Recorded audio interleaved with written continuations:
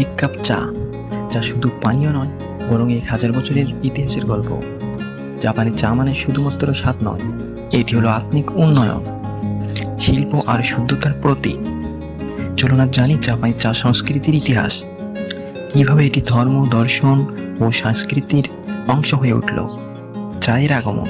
চীন থেকে জাপানে চা প্রথম আবিষ্কৃত হয়েছিল চীনে প্রায় 5000 বছর আগে।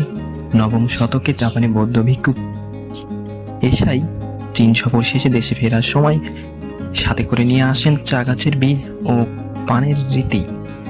তখন চা ছিল শুধুই মন্দির আর সামন্ত প্রভুদের জন্য একটা অভিজাতের প্রতীক।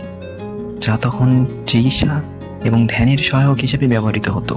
1500 শতকে জাপানে এলেন এক মহান দার্শনিক ও চা গুরু সেন্নো রিক্কু।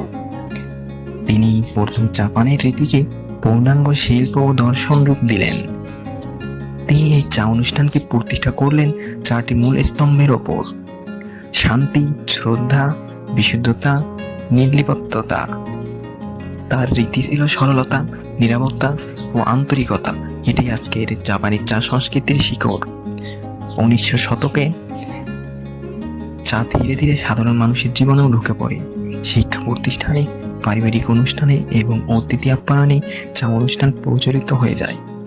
আজকের দিনে যদিও চা অনেক রকম বোতলে, কাপে, ক্যাফেতে, তবুও ঐতিহ্যগত চা অনুষ্ঠানে এখনো জাপানি সংস্কৃতির গর্ব ও পরিচয়।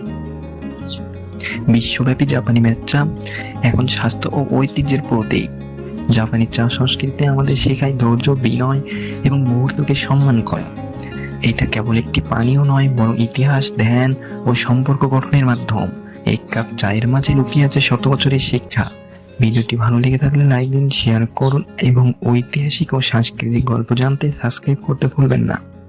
দেখা হবে অজানা সত্যের পরের ভিডিওতে।